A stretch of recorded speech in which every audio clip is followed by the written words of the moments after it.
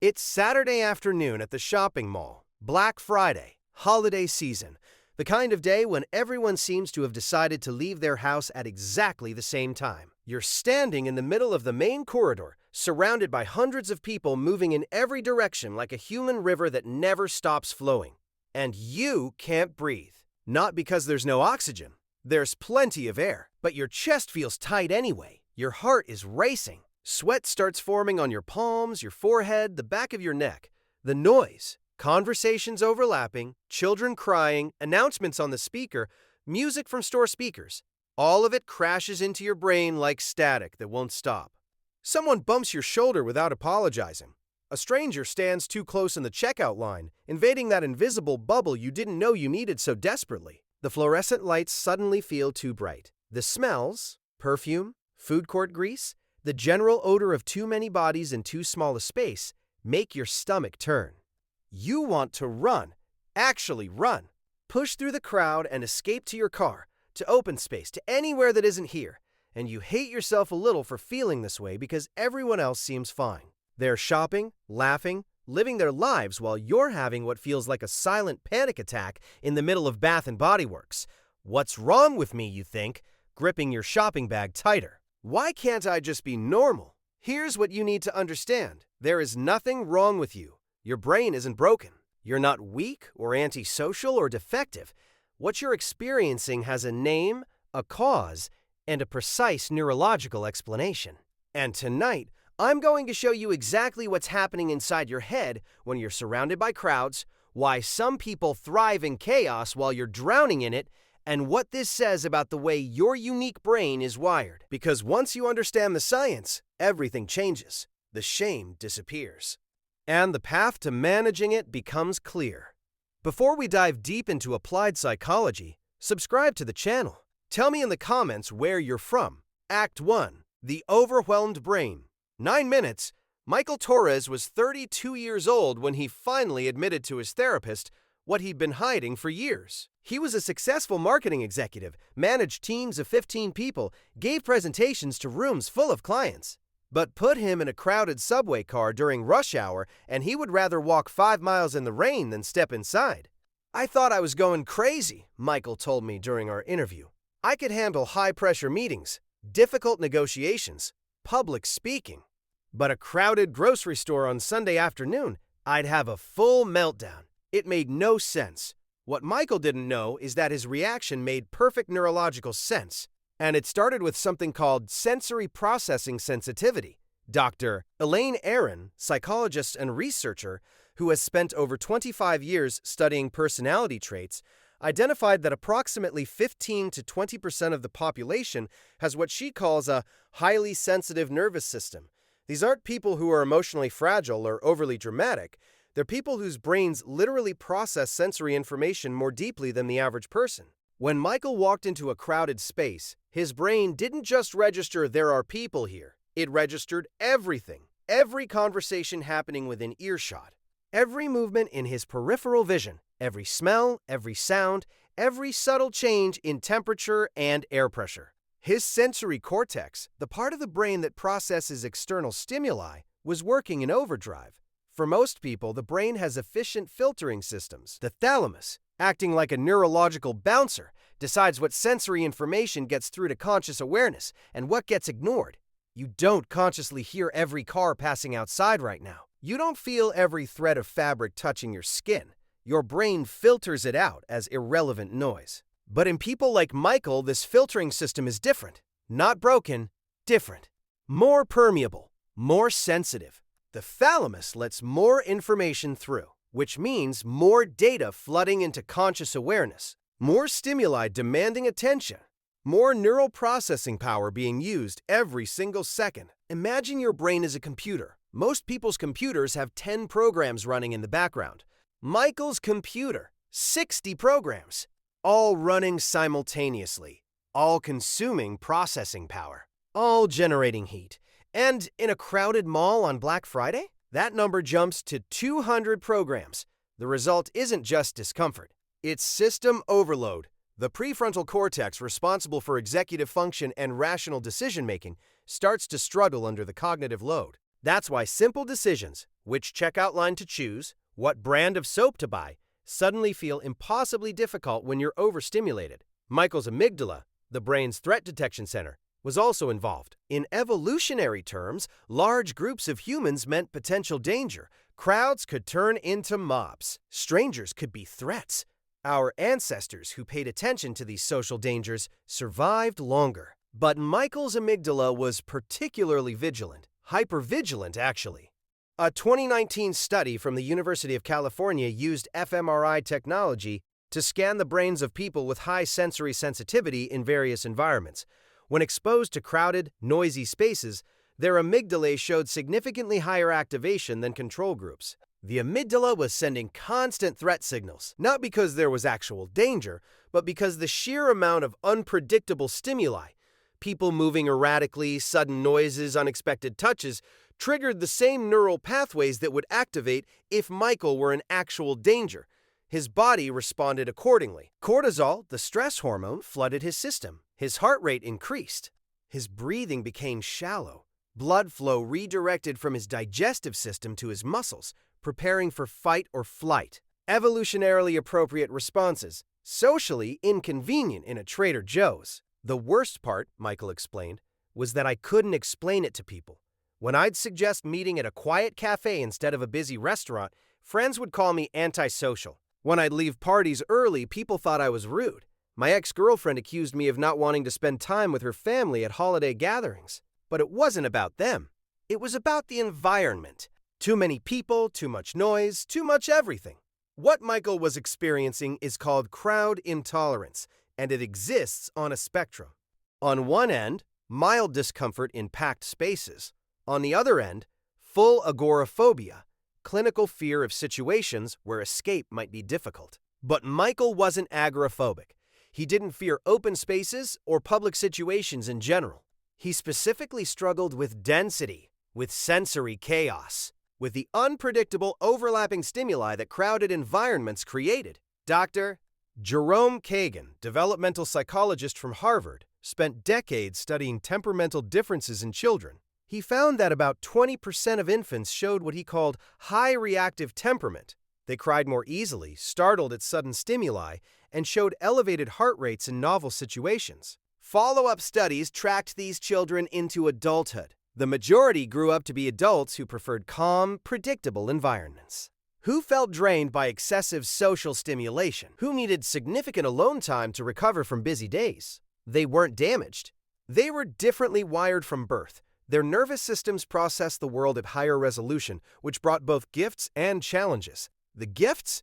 High reactive individuals often showed enhanced creativity, deeper emotional intelligence, greater attention to detail, and heightened awareness of subtle environmental cues. They made excellent artists, therapists, researchers, and strategists. The challenges? Modern life is designed for low reactive nervous systems, open office plans, constant connectivity, urban density, 24-hour entertainment, the expectation of constant availability and social engagement. For people like Michael, existing in the modern world felt like being a person who needs 8 hours of sleep living in a society that glorifies functioning on 4. Michael's breaking point came at his company's annual conference. 3,000 employees packed into a convention center for 3 days of presentations, networking events, and social activities. By day 2, Michael was hiding in bathroom stalls just to escape the noise. By day 3, he called in sick and flew home early, convinced he was having some kind of breakdown. That's when he finally sought help. Not because he was weak, but because he was drowning and didn't understand why everyone else seemed to be swimming just fine. His therapist, Dr. Rebecca Kim, immediately recognized the signs of sensory processing sensitivity combined with what she called social energy depletion.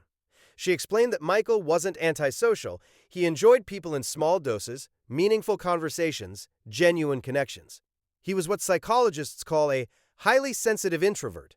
The introvert part meant social interaction, even positive social interaction, drained his energy rather than replenished it. He needed solitude to recharge the way extroverts needed socializing. The highly sensitive part meant his brain processed social and environmental information so deeply that he reached depletion much faster than average. Combine those traits, add crowded environments with their sensory chaos, and you get what Michael experienced: complete system overload. When she explained it that way, Michael said, "I actually cried, not from sadness, but relief. For the first time, someone was telling me I wasn't broken, that this was a real, measurable neurological difference, that it wasn't my fault." Understanding is powerful, but understanding alone doesn't make the crowds disappear. Michael still had to navigate a world full of them, and that required strategies based not on forcing himself to change, but on working with his brain's natural wiring. Act 2, The Science of Personal Space. 11 minutes, 3 weeks after starting therapy, Michael was standing in a crowded subway car, using techniques Dr. Kim had taught him. His heart was still racing, but this time he understood why. And understanding made it manageable. First, he focused on his breath. Deep, slow inhales through the nose, longer exhales through the mouth. This activated his parasympathetic nervous system, the rest and digest system that counteracts the fight or flight response. 4 counts in, 6 counts out. Repeat. Second, he used what Dr. Kim called sensory anchoring. Instead of trying to process all the stimuli around him, he focused on one specific thing: the feeling of his feet on the ground, the texture of the pole he was holding. A single point of focus that gave his overwhelmed brain something concrete to grip. Third, he mentally created what psychologists call psychological boundaries. Even though strangers were physically close, he visualized an invisible bubble around his body. His space, his air. The proximity of others didn't mean they had access to his internal world. It wasn't perfect. He still preferred emptier cars. But he was functional, and functionality was victory. What Michael was learning connects to fascinating research about personal space and proxemics, the study of how humans use and perceive physical space around them. Anthropologist Edward T. Hall, in his groundbreaking 1966 book, The Hidden Dimension, identified that humans maintain different spatial zones depending on the relationship and context. Intimate distance, 0 to 18 inches, reserved for close relationships. Personal distance, 18 inches to 4 feet, for friends and casual acquaintances. Social distance, 4 to 12 feet, for impersonal business. Public distance, 12 feet and beyond. Crowded spaces violate these zones constantly. Strangers invade intimate and personal distance not because they want intimacy, but because physical constraints force proximity. And this violation, even when intellectually understood as unavoidable, triggers stress responses in the brain. A 2014 study from the California Institute of Technology found that the brain has specific neurons in the amygdala that respond to personal space violations. These neurons, called personal space neurons, fire when someone gets too close. The firing rate increases based on the proximity of the other person. In people with high sensory sensitivity, these neurons are more reactive. They fire earlier and more intensely. What feels like comfortable closeness to one person registers as invasion to another. Michael's brain wasn't being dramatic. It was responding appropriately to what it perceived as boundary violations. Understanding this helped him stop judging himself for his reactions. Dr. Kim introduced Michael to another crucial concept: the difference between solitude deprivation and social exhaustion. Modern culture treats introversion and crowd avoidance as problems to overcome. Put yourself out there. Get out of your comfort zone. You need to be more social. Well-meaning advice that fundamentally misunderstands how different nervous systems work. For people like Michael, solitude isn't avoidance. It's restoration. Being alone isn't lonely. It's necessary. The brain needs time without external stimuli to process, integrate, and recover from the constant input of social interaction. Dr. Matthew Lieberman, neuroscientist at UCLA specializing in social cognition, explains when introverts are in social situations, their brains show heightened activity in areas associated with intensive information processing. They're working harder to navigate the same social interactions that extroverts process more automatically. It's cognitively expensive, and that expense accumulates. Michael started tracking his social energy budget. He visualized it like a bank account. Wake up with 100 points. Small talk with colleagues at coffee machine, -5 points. Team meeting with 8 people, -15 points. Lunch in a noisy cafeteria, -20 points. Client presentation, -30 points. By noon, he'd be at 30 points. Functionally depleted, irritable, unable to focus. His brain desperately signaling, I need to stop processing social input. But if he built in recovery time, 20 minutes alone in his car, lunch eaten quietly in a park, 15 minutes of silence before the afternoon meeting, he could replenish enough to make it through the day. The key insight wasn't that Michael needed to become more social. It was that he needed to manage his energy expenditure based on his actual neurological wiring, not some culturally prescribed ideal of extroversion. 6 weeks into therapy, Dr. Kim suggested Michael try exposure therapy, but with a crucial twist. Instead of forcing himself into crowded situations to get over it, they would strategically practice in controlled doses while maintaining his coping strategies. They started small. Saturday morning at a grocery store right when it opened. Moderately busy, but not overwhelming.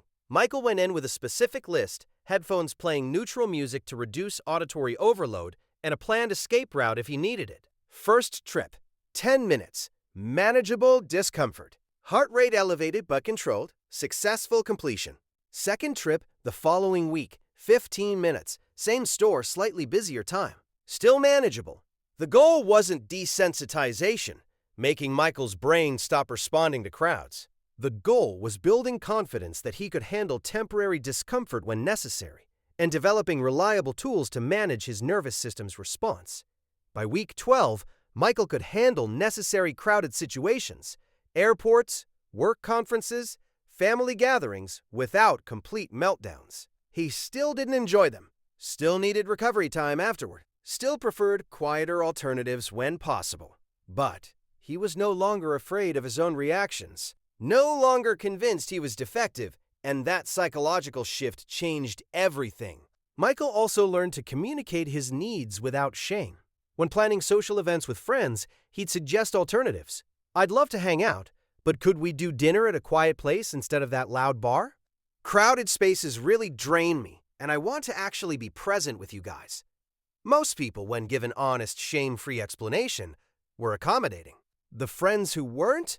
Michael learned those relationships were based on him performing a version of himself that didn't actually exist. Real friendship, Michael discovered, means people accepting your neurological reality, not demanding you pretend to be wired differently. One particularly revelatory session happened when Dr. Kim introduced Michael to the concept of sensory diet, a term from occupational therapy describing the sensory input a person needs to stay regulated and focused. Just as bodies need certain nutritional intake, brains need certain sensory intake. Extroverts need high social stimulation. Introverts need low social stimulation and high solitude. High sensitivity individuals need calm environments, predictable routines, and restorative downtime. When Michael didn't get his sensory diet, his nervous system went into deficit, became dysregulated, led to the overwhelm and shutdowns he'd experienced for years. Armed with this knowledge, Michael restructured his life. He moved from a studio apartment in a busy downtown area to a one-bedroom in a quieter neighborhood. The rent was the same, but the constant ambient noise, sirens, traffic, neighbors through thin walls, had been draining him without conscious awareness. He changed his commute from crowded subway to driving during off-peak hours. Yes, it took longer. But he arrived at work calm instead of already depleted. He blocked off his calendar every day from noon to 12:30. Focus time. No meetings, no interruptions. 25 minutes alone in a conference room, just breathing and existing without input. His productivity actually increased. When his nervous system wasn't constantly in defense mode, his prefrontal cortex could do its job. Creative thinking, strategic planning, complex problem solving. The corporate world preaches collaboration, open offices, constant communication. For 75% of people, this works well enough. For the other 25%, like Michael, it's neurological warfare. Michael started advocating for himself at work, requested permission to work from home 2 days a week.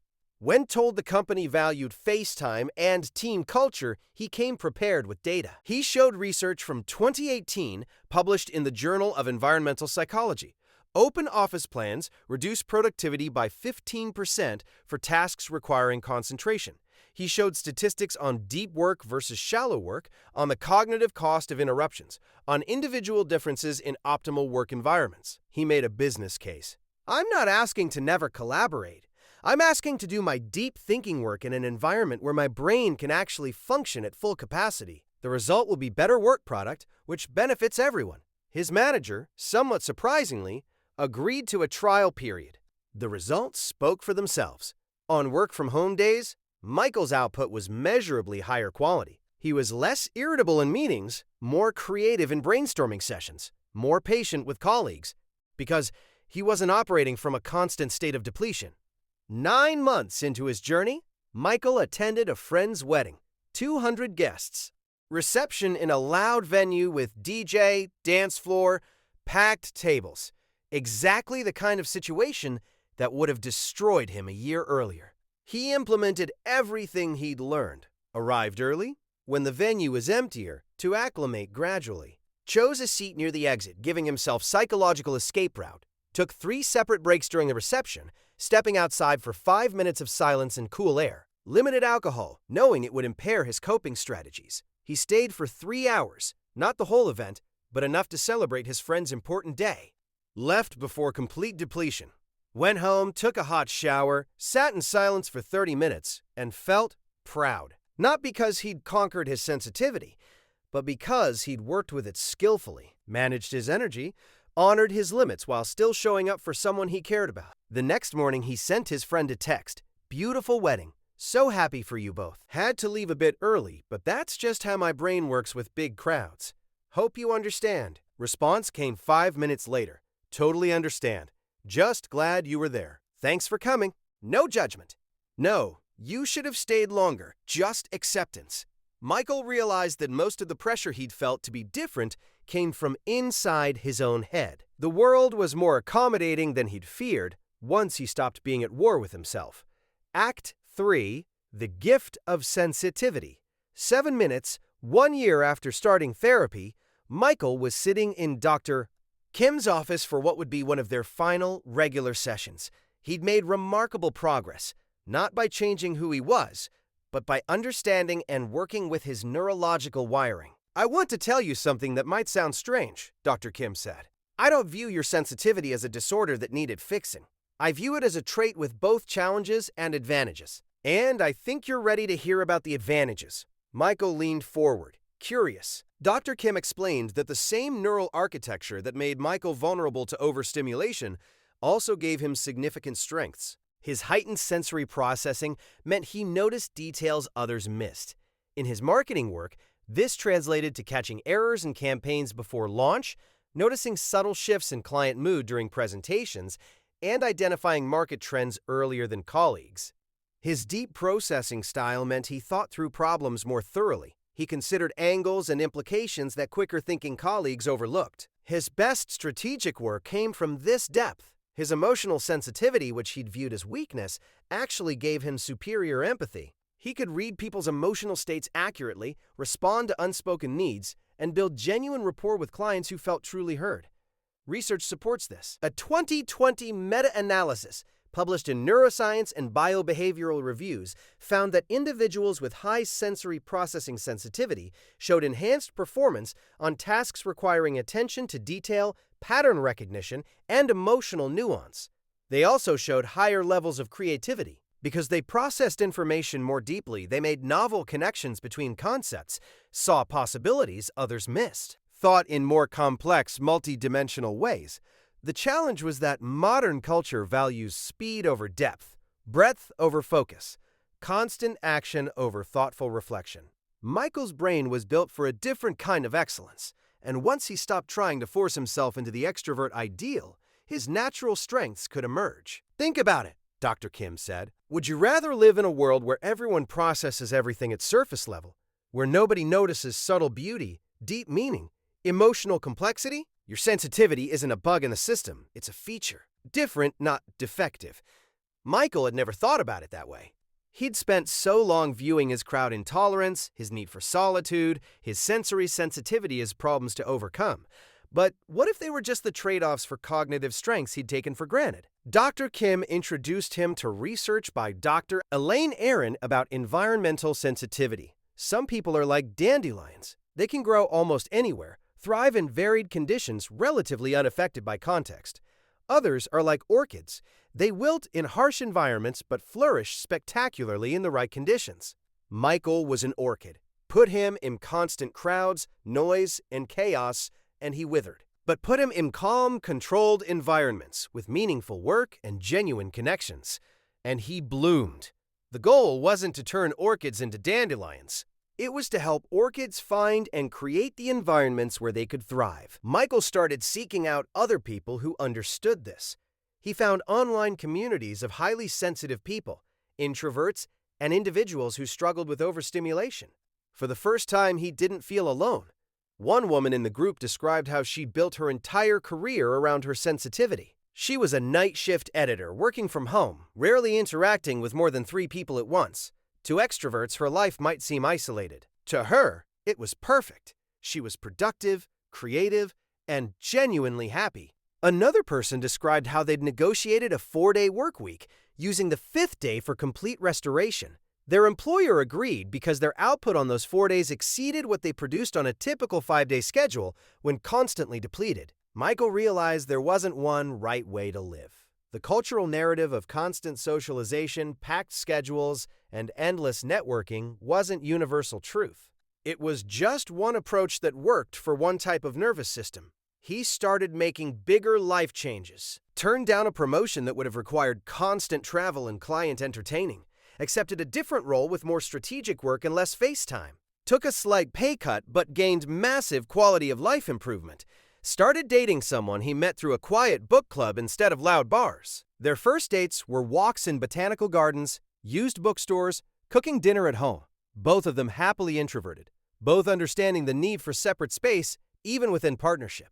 For the first time in his adult life, Michael wasn't exhausted, wasn't forcing himself through each week, wasn't white-knuckling his way through existence.